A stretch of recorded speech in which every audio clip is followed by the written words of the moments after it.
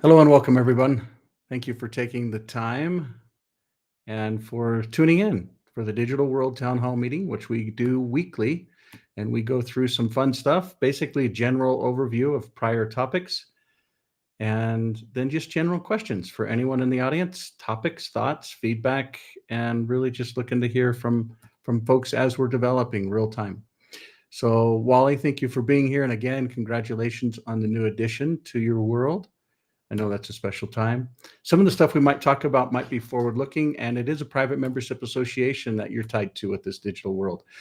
Basically, we see the world as an opportunity to help people get choice because choice has been taken primarily because of secret combinations that work together in cahoots behind the scenes. So on the left, you kind of have private environments and they work through different organizations. You can see different private ecosystems here. Let's say it's oil or maybe pharma or maybe media or maybe tech. Tech is the primary one that we focused on within the digital world.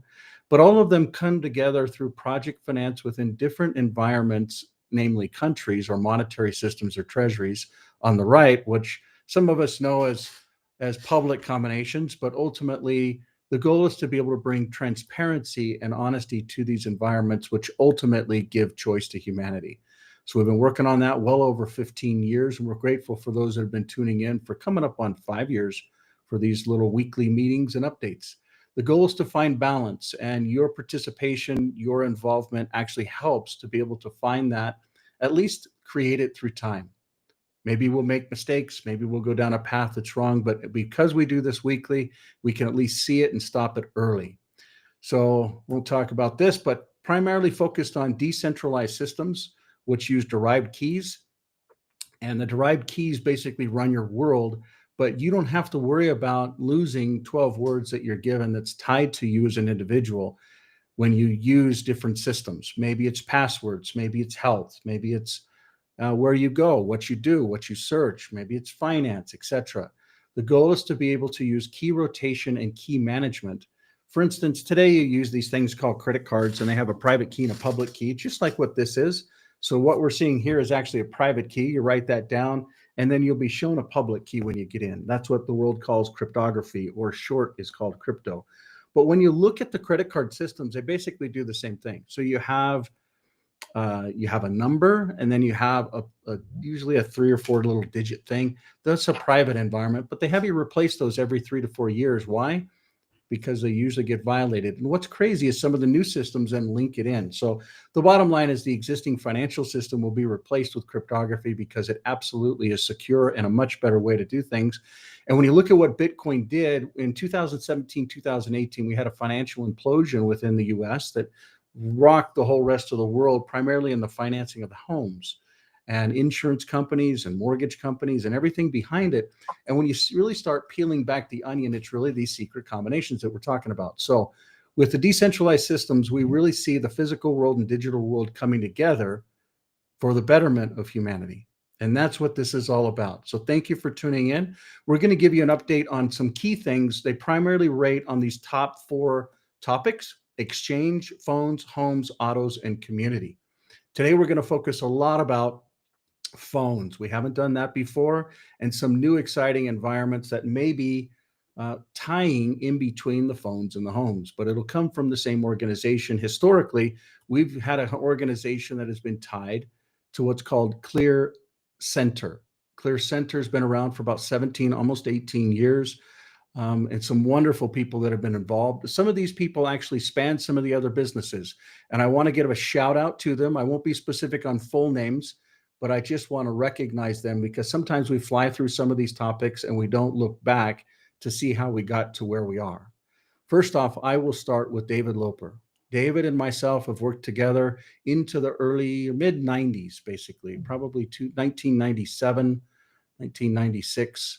Wonderful man. He will always be just have a dear place in my personal heart. But ClearOS Server and ClearOS Mobile, well, ClearOS Server really wouldn't be around if it wasn't for him. And just grateful for his involvement. When we go over to Richard Dick, he is really massive history within the identity space, namely around consent and a couple patents that revolve around that. but his real claim to fame was actually working within the industry around writing HIPAA, Health Information and Portability and Privacy Act, and particularly the policy that turned into HIPAA, not just for the US, but also for Canada and a couple other countries around the world. He's worked on systems that are actually in the Smithsonian. Wonderful man. This was probably taken, 4 years ago, something like that. But I just want to shout out for Mr. Richard Dick. Sam Smith. Sam Smith is focused on the identity side of the world and really writes the standards for the future of identity. Whether people realize it or not, they will use his technology, whether they're in the QR codes that are coming out, because the folks in the standard body within the barcodes that then move to QR codes and a global standard standardized on his system. That's one of the reasons why we know emphatically that that will be actually real. Both Richard Dick and Sam Smith and Roy Curtin and Conrad all have PhDs in physics. And Richard Dick has some interesting stuff because he also ties into mathematics as well as health. One of the things that's interesting about Roy is right out of BYU, all these guys basically went to BYU, Brigham Young University, which is about 30 minutes down the road. But Roy, right out of university, once he got his PhD, he went and got hired by the United States Navy. And they actually asked him to do some crazy stuff to basically see if there was a real ability to communicate with the human body.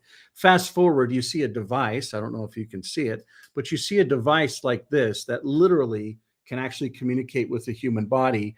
When Roy connected in with Conrad, and Conrad is an individual that we all would not be here if it wasn't for the cryptography that he helped to develop, the ability, because in my opinion, it's 1,000 times more complicated to be able to develop technology that is literally decentralized than it is for centralized systems.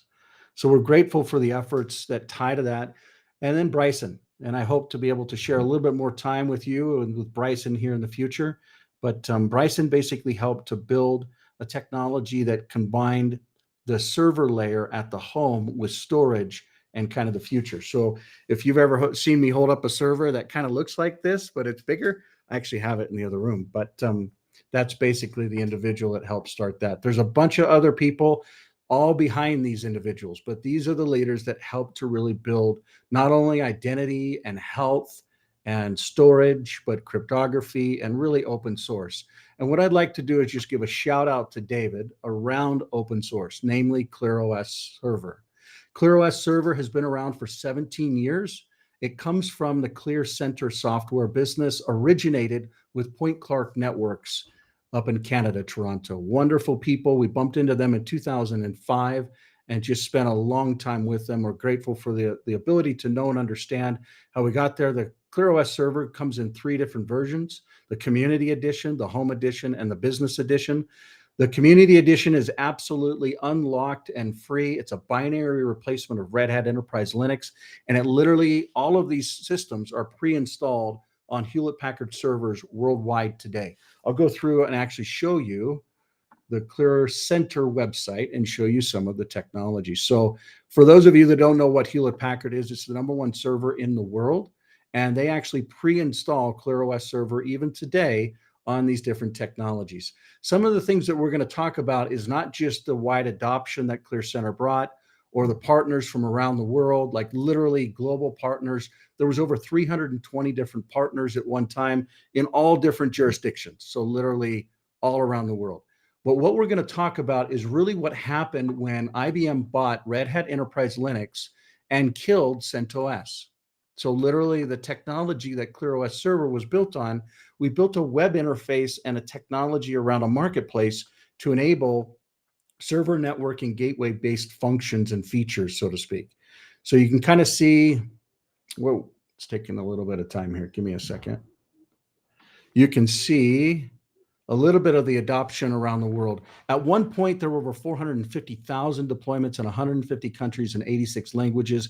Now you can kind of see some of the stats that are here. The marketplace can actually deploy a couple different apps, namely a validator app and a storage app, that turn these ClearOS Server installations into nodes that basically run the back end for the digital world. So if people aren't understanding how it all fits together, let me show you an example. An illustration really is what it is. So when you look at ClearOS Server, it fits behind the scenes that runs what's called nodes. And you don't have to run ClearOS Server to run a node. You can run almost any kind of ARM or x86 based operating system, and then you install some of the packages that become the backend that basically enable the decentralized identity as well as storage, as well as validating transactions. So when you kind of understand the model, you understand that operating systems and history is really important. I won't get into ClearVM, but ClearOS is a very important topic that I want to really dive into. ClearOS comes in a couple different flavors. Again, your community version, your home version, and your business version, but it also comes in a server edition, a desktop edition, and a mobile edition. What we're going to discuss today is a couple things around the server edition that's going to happen. Before we do that, I'd like to introduce our guests that are here and just say boo to them, and then play a real quick video. And I want to make sure, Wally, if you could validate that the audience can hear this once I start playing it, that would be greatly appreciated. So we're actually going to play this cool little video around ClearOS Server then and now.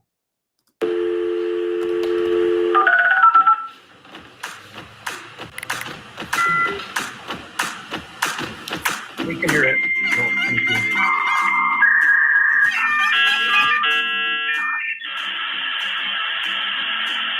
Then, now. Then,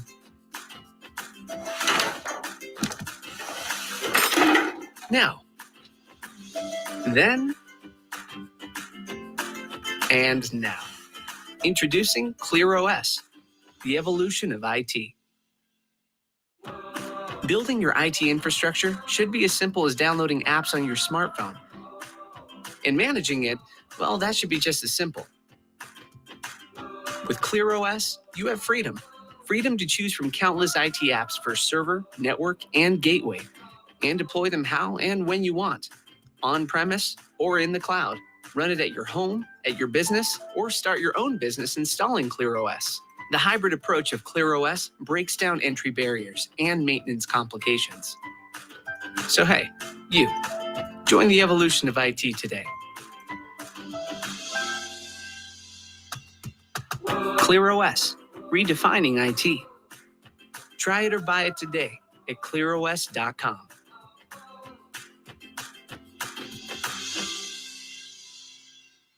So what I want to talk a little bit about is that particular operating system will actually be retired. So that the server side of it is actually going to be what we call grandfathered. So we're going to continue to support it. But the reality is we're not going to provide a lot of the different updates for it. Updates, for instance, this time last year, actually about, I want to say it was July last year, maybe it was June, there was about 5.8 million servers that went offline from some patching and updating. We're not going to play that game with servers. The backend infrastructure is deployed. The backend infrastructure is stable. It is around the world and really a huge part of the future. What we will talk about is the future. We will talk about ClearOS Desktop and then some fun features around that as well. We'll also talk about ClearOS Mobile, how ClearOS Mobile will actually work with different hardware manufacturers, namely these here. I don't know if you can see these. So these are different hardware manufacturers that build phones around the world, from Huawei to Oppo to Xiaomi to Motorola to Google. And we will ensure that this technology that ClearOS Mobile actually enables will work on different new models of these different devices. The other kind of twist to it is ClearLife.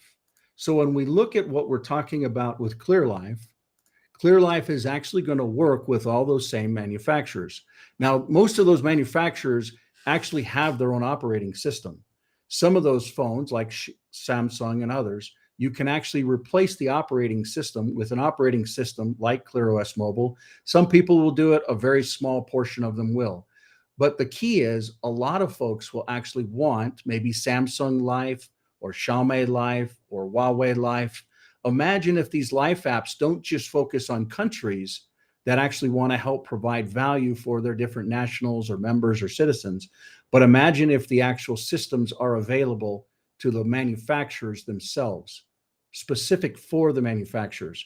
So maybe, for instance, Huawei built their own operating system about the same time that ClearOS Mobile was being created. It's called Harmony OS.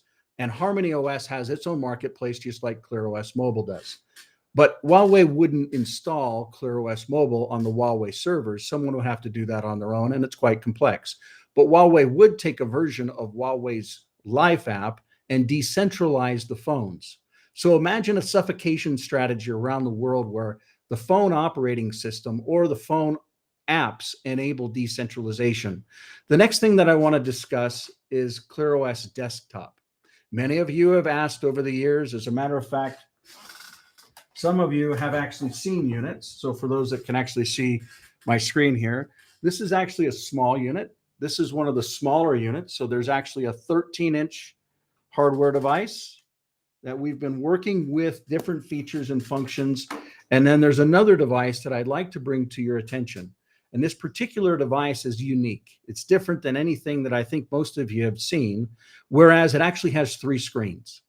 So the screens actually fold out. And for instance, what I'm working on right now from a real productivity standpoint, you really go far when you have multiple different interfaces to be able to do different things on, whether you're playing games or whether you're running a business. It's the same types of features and functions that you need. But imagine an operating system at the desktop level that is tightly integrated, similar to the phone, and your productivity apps actually span not only the hardware on the server side, but also on the phone side, connected to an operating system on the back end for the server side. The key is you don't need the operating systems for the back end server anymore, but people do need them on the access device side, on the laptop or on the tablet or on the phone. So we're going to revert some of our energy around the operating system from the server side to the desktop side. And this is primarily with the business called Clear Center. So when we look at the phone, that comes from Clear Cellular. So these phones are very integrated with these different laptops around primarily productivity apps. We hope to announce some new exciting news around productivity apps. The current cross-feature function that will work on it will be based around usually communication apps, contacts, text messaging. I should say a little bit more than just text messaging. It's full-blown messaging, video conferencing, group calls, etc. will basically be cross-platform on full-blown desktops, whether you're working on an Apple device, whether you're working on a secured device like this, or whether you're working on a Clear phone. It'll work across all of them, and then it'll work on other devices as well. So whether it's these different manufacturers of phones, the software will cross-platform into all of these. Not just the life software around decentralization, but some of the collaboration software at the layer of really what you would revert to around Clear Signal or just general communication. Maybe it's voice, maybe it's files, maybe it's group share, maybe it's video, etc.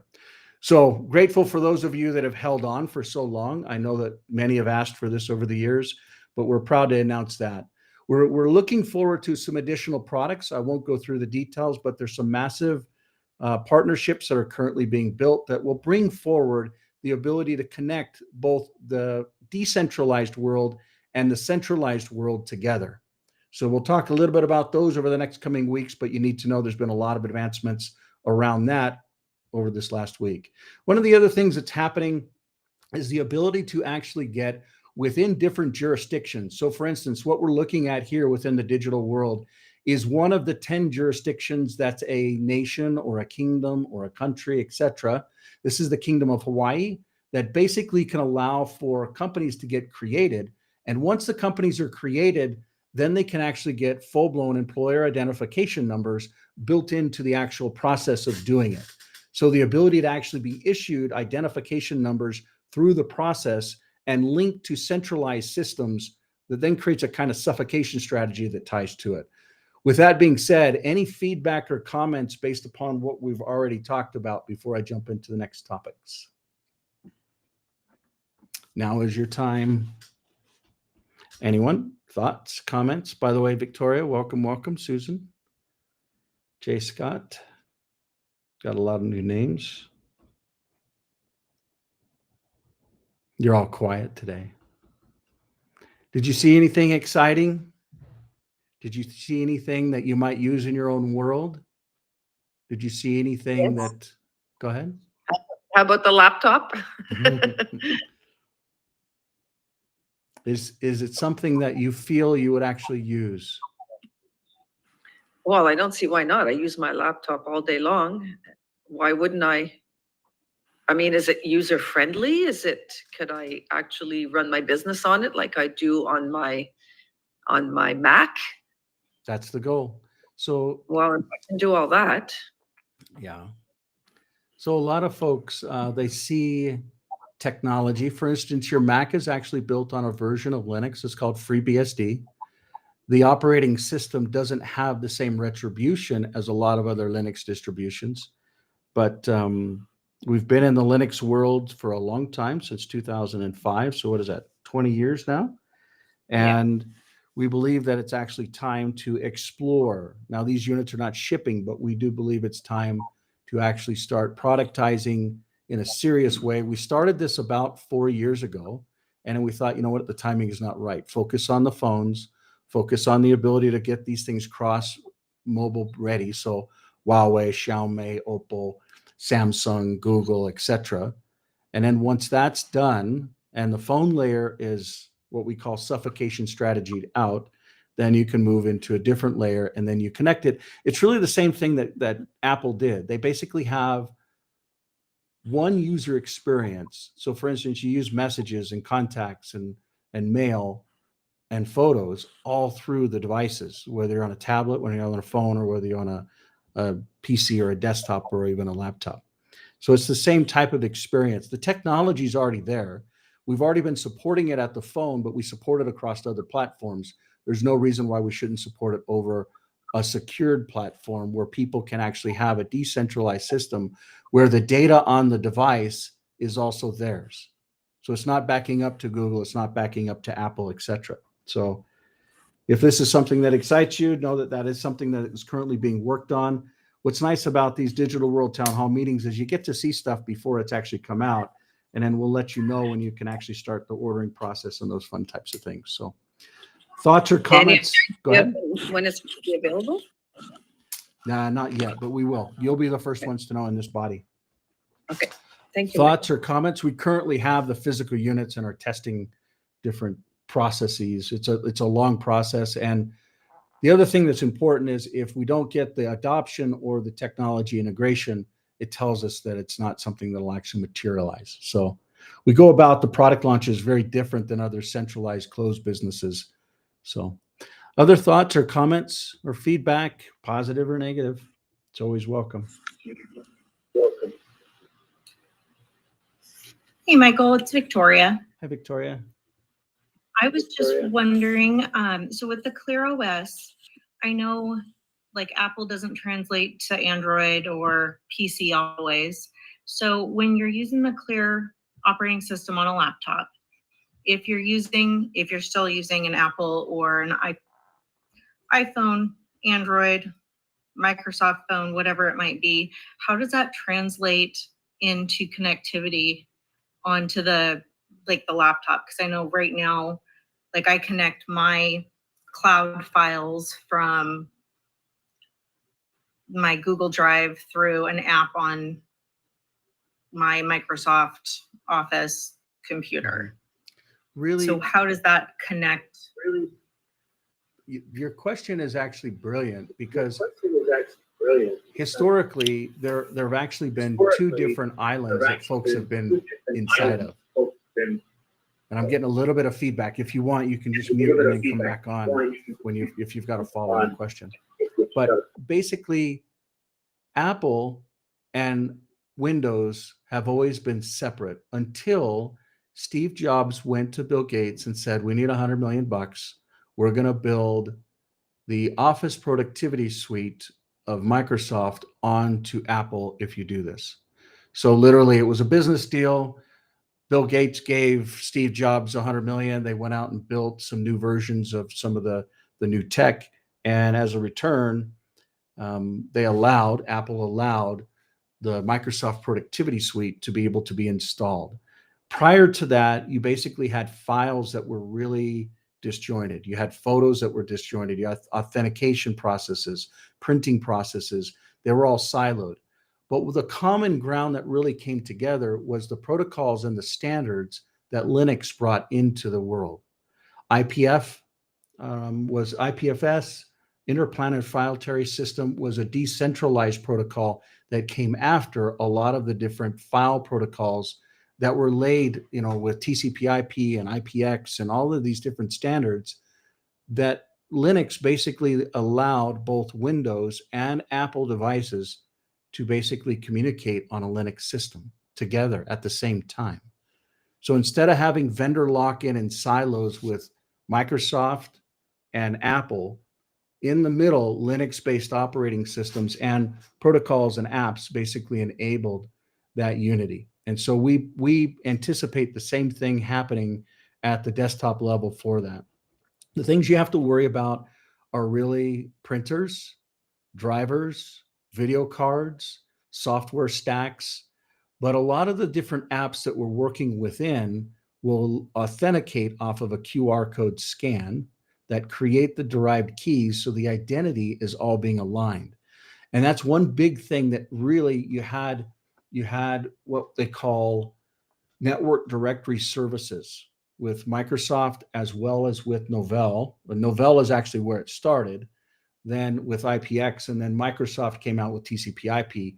And basically, they all both went in their own categories. So you had Novell, then you had Windows, then you had Apple, and they all talk different, Apple talk, etc. But the point that I'm driving at is identity, especially with what were those gentlemen that I showed you some of the photos on. Identity is 3 of their fortes, like literally these brilliant PhDs. David doesn't have a PhD, but I would say that man is more educated than any human I've ever met. He's like a walking encyclopedia, and I learned so much from him. But the point being is identity. These individuals understood it and helped to drive the foundation for what we really see today around the individual owning their own identity off of cryptographic keys and then tying into other systems. But these are other systems, not just files and printers and different maybe networks, so to speak. Back in those days, it was hard. You can even get on a wireless access point. How does that work? All those different pieces. But imagine being able to connect up the things that you actually do in life, your banking, your finance, your businesses, your payments, the way that you actually account for different things, the way that you communicate, the way that your files are yours, the ways that artificial intelligence in the future can actually be just yours instead of other models that can actually, I believe in the future, AI can actually help humanity in a massive way, but we need to have those guardrails around privacy defined and up, which we'll talk about rights in a little while. But Victoria, your question is brilliant. I don't know if you come from the tech industry, but that is one of the biggest problems that open source technologies, namely Linux-based systems, solved throughout humanity. And that's one of the reasons why the Clear Foundation is all based on open source and open standards. And open source and open standards are 2 different things. But when you can actually have a protocol, for instance, this right here is a protocol. I don't know if people can see that. USB, this is USB-C. So it's not USB 3, it's not USB 1 or 2, it's USB 3. It's not micro, etc. That is a standard that the industry has actually standardized on. And one of the things that's awesome, for the first time ever, you basically see standards being derived or actually delivered. I don't know if you can see this. This is an Apple phone and a Clear phone, and they use the same standards for charging.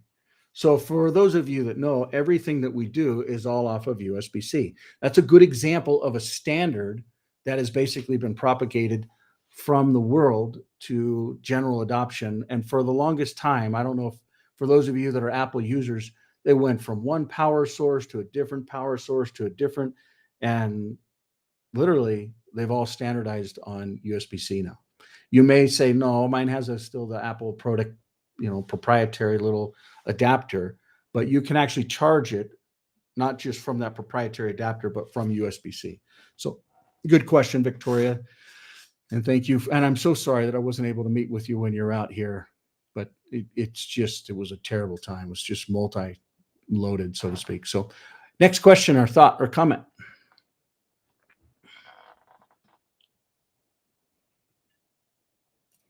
Kathy, what part of the world are you calling in from? Looks like we got people. I'm in Southern California. Awesome. Well, it's nice to make your acquaintance. Thanks for joining. Thank you. So we usually have a nice small audience here, and then some folks catch it online. If folks online have questions, feel free to type them. You'll usually get a response, whether it's live or not. We've got about 31 people on a couple different channels. Other thoughts or comments? Go ahead. Now is your time. Okay, so we will jump to another topic, which is around the Digital World Bill of Rights and Responsibilities. So this is just a draft, but I think it's very important for this body to be thinking about some of the things that are tied within the parameters of what we'll discuss here. Now, none of this stuff is actually locked in stone. None of this stuff is completed, but it's important for us to be thinking about it. Why? Because other jurisdictions within the digital world are already starting to ask for these types of things. And so it's pretty telling. And as we were going through it, it's like, oh yeah, we should have done that, and we should have done that. And so, but if there's other things that you can think of, this document will be shared with all of you. Feel free to comment, and I'll go ahead and put the address inside of the chat while we listen to it. Here we go. Digital World Bill of Rights and Responsibilities. Preamble. We, the participants of the digital world, affirm these rights and responsibilities to secure freedom, privacy, dignity, and innovation across all decentralized systems. These rights are inherent and self-evident. They are not granted by any corporation, government, or central authority, but recognized through mutual respect and shared stewardship of a free and open future. Rights of digital world participants. The right to identity ownership. The right to create, control, and protect one's digital identity without external interference or compulsory registration. The right to private communication. The right to send, receive, and store information securely and privately through encrypted means. The right to data sovereignty. The right to own, manage, transfer, and delete one's own data without unauthorized access, use, or monetization by third parties. The right to freedom of expression. The right to freely express thoughts, beliefs, art, and innovation across all decentralized and consensual platforms, subject only to the principle of non-harm. The right to transactional freedom. The right to transact freely using the medium, currency, or asset of one's choosing, without compulsory use of a single system or provider. The right to voluntary association. The right to form, join, or leave digital communities, organizations, or decentralized autonomous organizations, DAOs, without coercion. The right to contractual consent. The right to enter into agreements voluntarily, to have contracts enforced transparently, and to settle disputes through mutually agreed mechanisms. The right to jurisdictional choice. The right to select or create governance systems, platforms, and dispute resolution methods that align with personal or community values. The right to access open systems. The right to access decentralized technologies, networks, and public infrastructures without discrimination based on origin, status, or belief. The right to intergenerational asset transfer. The right to preserve, protect, and transfer digital and physical assets, records, and identities across generations. The right to resist centralized control. The right to oppose, fork, or exit systems, organizations, or platforms that violate decentralized principles or individual rights. Responsibilities of digital world participants. Responsibility to uphold consent, respect the autonomy and informed consent of others in all digital interactions. Responsibility to protect privacy and security, act to preserve the privacy and security of oneself and others. Responsibility to contribute to integrity, support the transparency, authenticity, and accuracy of information and actions within decentralized systems. Responsibility to engage respectfully, treat all participants with dignity, even in disagreement, fostering constructive collaboration and innovation. Responsibility to steward the commons, preserve the availability and health of open source software, decentralized infrastructures, and shared digital resources. Conclusion. This Bill of Rights and Responsibilities shall serve as a living framework, adaptable to new technologies and cultures, grounded always in the shared principles of freedom, consent, privacy, and mutual respect. So this is still in draft format. Anybody's welcome to audit it, comment on it, change it, update it. But it's important to at least start the process, especially because we have certain jurisdictions that are already way down the road from this.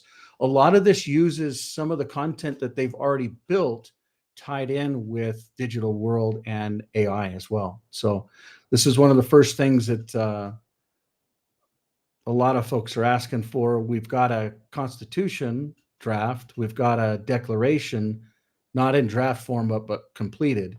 And if you'd like to kind of see some of these things bolt down, there'll be a new interface. Actually, I think we've got it open right here. So you should see there's some advancements that you'll start seeing happening within this environment here. Yeah. So you'll be able to see that all of this stuff popping up in this environment right here under governance. Any thoughts or comments on that? Feedback? Michael, I just requested access to that because I don't think we can get in. Okay. So I'm not sure if you got the notification. Yeah. No, we will. I did also, Michael. Wonderful. Wonderful. We'll make sure that becomes a reality. Any other? And when will we know? When will we know? Because I put some notes on the Digital World Constitution about the cybersecurity sovereignty.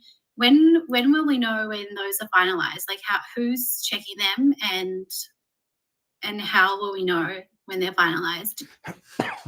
I don't think we've got, there's actually a document that looks about legislation.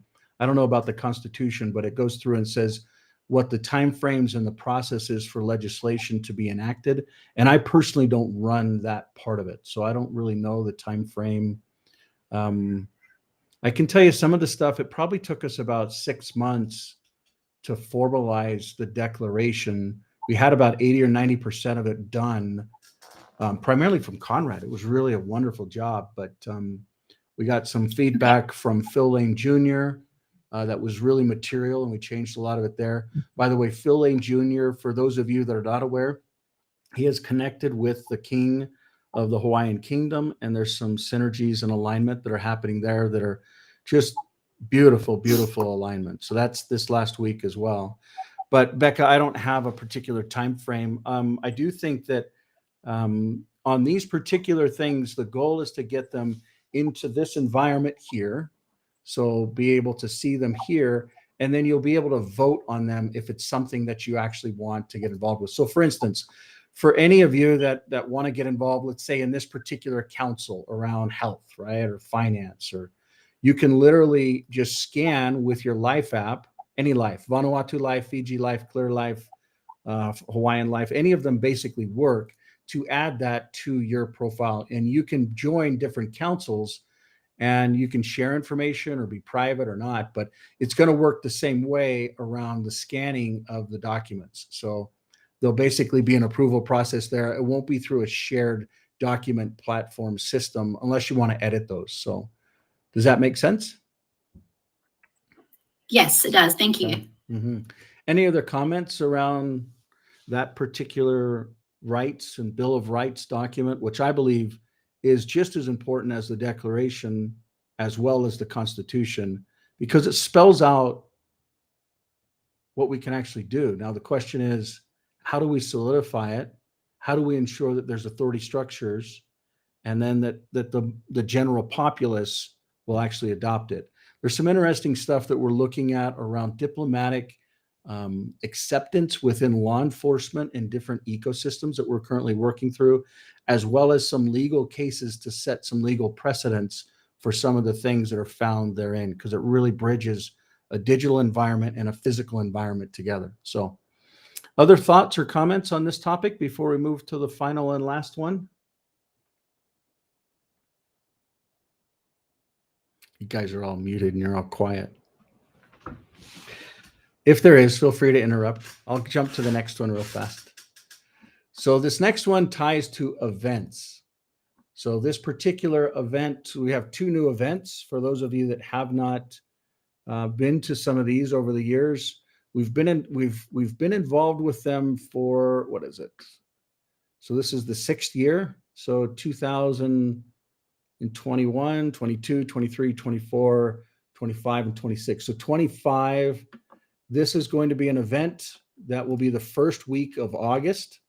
It will be $17.99 US dollar. So it could either be dollar or USD or DUSD. And it basically starts in Alaska. It's a 7-day cruise. For the $17.99, you also get a $1,200 phone. And it's basically for 2 individuals per cabin, so to speak, and there's different cabins based upon when you actually get involved. But we will start in Washington. We will go to Sitka, Alaska, and then Juneau, Alaska, and then this is a glacier, and then the Icy Strait Point, and then Ketchikan. In Ketchikan, there's actually going to be an excursion that is related to gold and there may be some fun things that'll happen there. We'll talk about that in the future. And then Victoria, if you haven't been there, wonderful part of the world, and then back to Seattle. So these are the different, you've got different options from inside, outside, all the way up. And a lot of it ties to timing. The food is included. One activity is actually included. And the activities we will have are little adventures. So they'll actually use the Life app where you go into cities, you actually scan with different merchants, and you basically get different, what we call bingo cards, so to speak. You come back, we basically play bingo, and a note will be given away to lucky winners that basically get bingo on each day. So we'll have kind of a common area where we come together, we collaborate. Otherwise, we're basically just getting to know each other and then spending time, but also using some of the technology as well as having opportunities to drive awareness around different topics. So this is some of the stuff that we originally started with long ago. And so you can see different folks, you know, what they do. There were some songs that were created. There were some wonderful, wonderful folks that were involved. And we hope to be able to see some of them on this trip as well. Sam Smith was actually one of the speakers at this event. I don't see his talk here, but we'll hope to be able to have him involved in this coming up event as well. So that is actually 2025. Again, this is the first week of August, and it's still tentative for that, but it's basically August 1st is what it's being targeted. Any questions on this? Thoughts, comments, feedback, observations, interest levels, scared of the water? Okay, I guess everybody's muted. Next topic is around the next event, which is actually 2026. Same type of structure, same Pacific Ocean. A lot of the stuff that we do is built around the Pacific, but this is actually January 17th, 2026. So this is the first part of 2026, about 6 months later, and it's the same drill, but it's a different environment. Instead of it being 7 days, this is actually 11 days and 8 ports. Starts in Sydney, goes to Australia, goes to New Zealand, and there's different ports within New Zealand. I know we've got some folks on the call here from New Zealand. I personally lived there. I can tell you these things are one in a lifetime, especially like this Milford Sound, amazing part of the world. But we welcome you to join. These are some of the prices for different inside balconies, suites, etc. And the details, again, food is included as well as one excursion, and there will be those adventures and those giveaways. So if the August 1st date doesn't work for you, then 6 months later, same type of thing. But this is to really build up the digital world and to also talk about a Clear Summit, which we basically combine on these same events. So if you have the opportunity to join, please do so. This is a wonderful environment, safe. There is some crazy stuff that happens out on the water, but as safe as you can get from a standpoint of folks that are really accountable. I feel like a lot of the folks on these ships do take a standpoint around safety and caring about those simple details. One of the things that I think it really opens up for us, especially as the digital world looks at things like constitutions and Bill of Rights and what are our rights, it's like when you're on these ships, you're actually in international waters and your rights are very, very aligned with what we're doing within these environments. And so it's something to learn from. For instance, the captain, is like the king of the ship, so to speak, and there's different structures. When we learn about law, land, air, water, when we learn about some of these systems that humanity is using today, it comes from maritime law. And so there's a lot that we can learn, not only from that environment there, but also from, I'm going to see if I can pull up Pacific.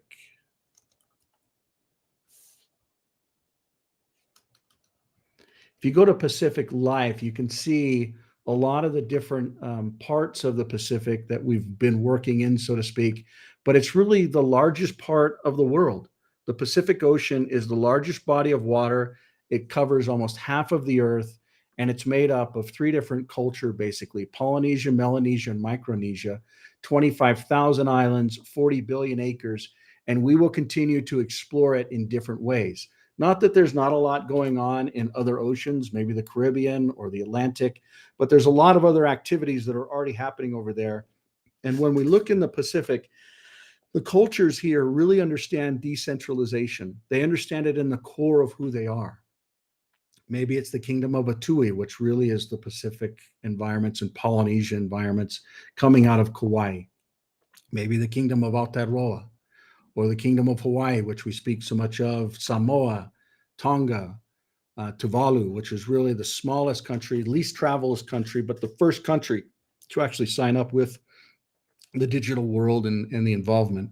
Vanuatu, they actually just started yesterday direct flights from China into Vanuatu. And there's a lot of counterbalance that the individuals there are reaching out to try and see if the digital world can help. So, and then there's other countries and other parts that basically connect all these systems together, and how this gets rolled out, how the vendors get in, how the individuals get in, how the Life app gets adopted. All of this stuff is massively, massively important. And we literally go through it real time on these different adventures. But these adventures also go through these different parts of the world. So thank you for taking the time, and thank you for just being here. If there's any other questions, feel free to ask away. If not, we will wrap up and adjourn. There is one more video that we'll play, but it's kind of crazy too. Maybe I'll play the video and spark you. Otherwise, I'll give you 10 seconds to unmute and ask questions if you have any.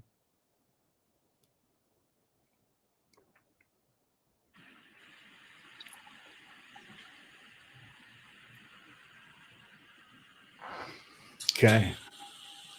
Adam, is there something you wanted to say? Yeah. Just actually something related to a couple of weeks back on another council meeting, if you're okay for that. Yeah. Been wanting to ask it ever since, and I just keep forgetting. Go for it. About the health ring. Mhm.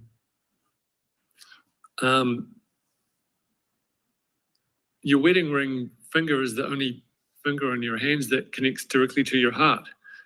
But I was wondering, does that health ring go on? You know, it's your wedding ring finger, right? So I actually do put it on a wedding ring finger, so to speak. Yeah. So you'll actually get a kit before you get the ring. You'll get a kit that has all the sizes of ring sizes, and then you pick which one you want. The actual finger that reads the best is actually not the wedding ring finger. It's actually your index finger. So the combination, either one of them are pretty close, but they say that the index finger is one as well. So, but there's two different colors, but yeah. So that's basically it. And very valuable, very important. I think that it's just getting started. So the ring actually synchronizes on. So you have a little base like this. So it ties on. Again, USB-C is how it communicates. And then there's actually a little light that kicks on so that you know it's charging, and it acts as a little night light as well. So some of the first stuff, again, it's FDA approved on multiple different levels. And I know that you're calling from a different country, but you know, I think that, and for me, FDA doesn't mean much at all, but what it does do is it ties to the insurance companies getting involved with them, which is a whole nother conversation. There's actually a lot of conversations around health and around communicating with the body and around decentralized identity.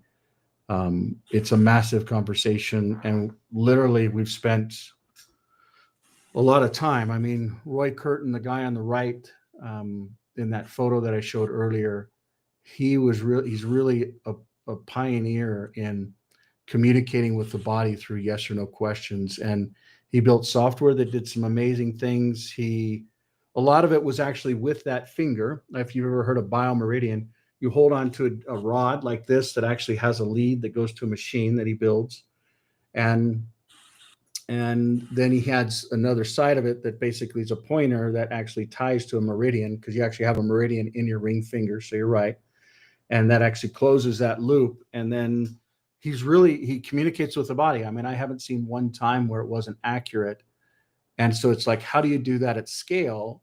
But the real value is how do you give it back to the user so the user can actually own their own identity? How is it that the user can own their own identity, their own data, and communicate with their own body? Because if we don't, if we allow centralized systems, so let's just fast forward a year.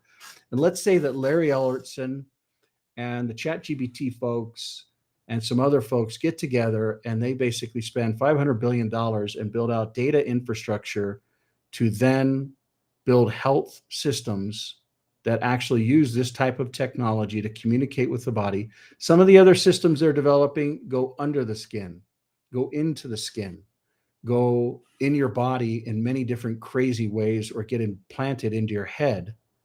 And in my opinion, this is the safest way to communicate with the body. But the real value is having the individual to be able to own that data instead of centralized systems owning that data. I'll give you an example. Let's say that you're driving down the street. You know, these centralized systems know where you are. They know who you are. And as you're driving down the street, they know you go by a billboard. It can even be an electronic billboard. And on that billboard, they assume people see it. And they can even, what if I told you through the same type of technology, they can even know what you're thinking as you're driving by. So what your opinion is of that billboard. Do you agree with it? Do you disagree with it? You know, is your heart elevated? I mean, it's basically what it is a lie detector test at scale, connected to the internet, connected through a device.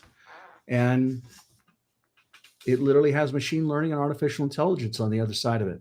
That's where they're going. The real reality is we have to have a solution where the individual owns their own identity and data. And if they do that, it's a whole nother game. And so that's basically what we're playing to. And this is the same conversation that we've been having for almost a decade, like literally. And it's just been continued to be rolled out. There's other devices such as these.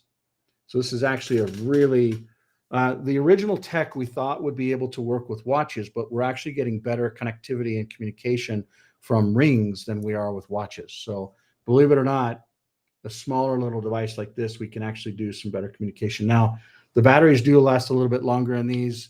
The batteries aren't lasting as long as we originally thought on the rings, but you know, I personally am not directly related with that business unit.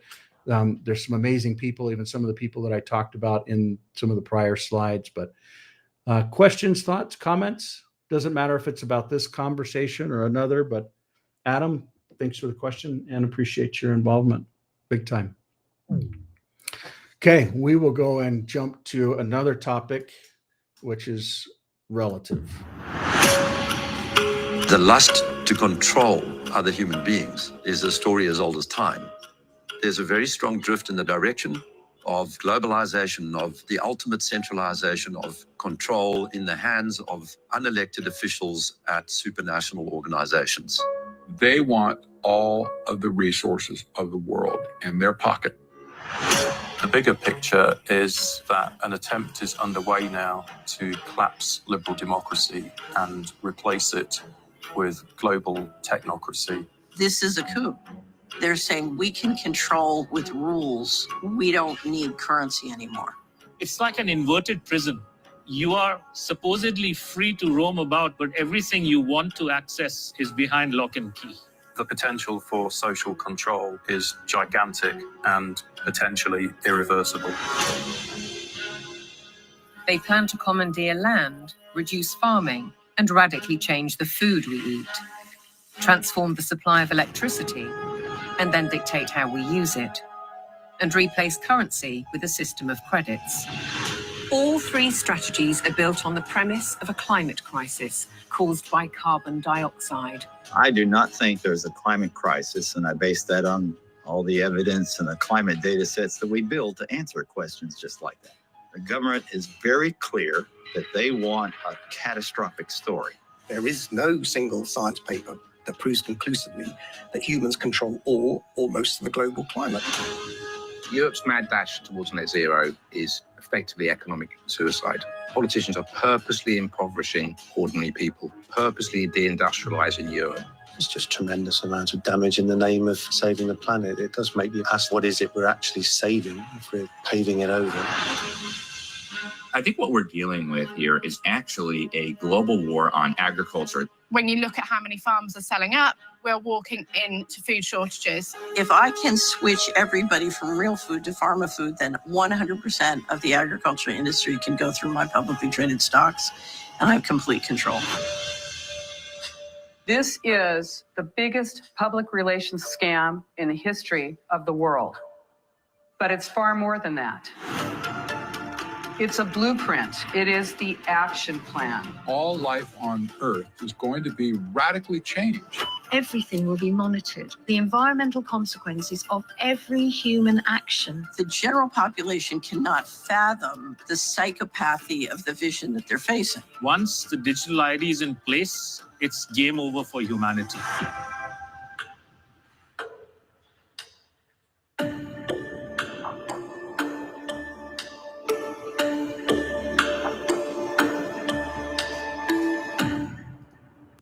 So as this is something that's coming out in the near future, I'd recommend you pay attention to it. I've met a couple of the people that are actually behind it, not only on the producing side of it, but actually on that we just heard from. And they're speaking truth. And it's not a matter of fear, uncertainty, and doubt. This is inevitable. It's happening. Things that are actually going to roll out this next month. So we're going to go to Real ID and we're going to see how many days we have left. We're talking 7 days away, 4 hours, 57 minutes. That's the reality. Real ID is what they're talking about with the control. When we talk about the rights, not just the rights of the Bill of Rights in the digital world, but in some of the other jurisdictions, they can stand up against these types of things. We can make a difference. It comes down to adoption. It comes down to utilization. One of the other things I wanted to give you a heads up on, the actual event for the Deal Flow show, that is actually shifting from May 5th and 6th to May 18th and 19th, it looks like. So just to give everyone a heads up that's involved in that. So that's actually going to be shifting out a couple weeks. So thank you for your time. Thank you for your attention. We will see you next Tuesday, the same time. And I would just say aloha. Aloha. When they say goodbye, they say mahalo, but it's really, I would go back to the basics of loving one another, serving one another, seeking for peace and balance. I know that things are crazy around the world. We got countries with power out, not just one, but two, but three. We got war machines on different parts of continents, on different oceans, but life is beautiful. Today is a day that we're given as a gift. Please recognize it, and let's be a part of being able to build a better future so that when we take our last breaths, the future generations can actually benefit from the work that we've done, instead of us just continuing to be the cows that are herded down a road that just says, it's okay to jab this, it's okay to take that privacy, it's okay to control this from an identity standpoint, from a payment standpoint, from a system standpoint. And I also want you to think about, is this just fear, uncertainty, and doubt, or is this real? You know, most of you have been with us for a long time, and you've heard us talk a lot about these systems, whether it's health, whether it's identity, whether it's payments, and we're seeing these things literally roll out right before our eyes. And, you know, if you didn't see this week's post, you know, I would urge you to take a peek at that. It's got a lot about, when I say post, I'm talking about particularly once a week, we actually do a timestamp of things that are going on, but there are certain things that actually tie to some of this stuff that's very important, very material, very real. And it's an element of a timestamp that will actually go back in history, so to speak. So thank you for your time. Thank you for your attention. We will see you next week. Much love, everybody. Thanks, Michael. Bye.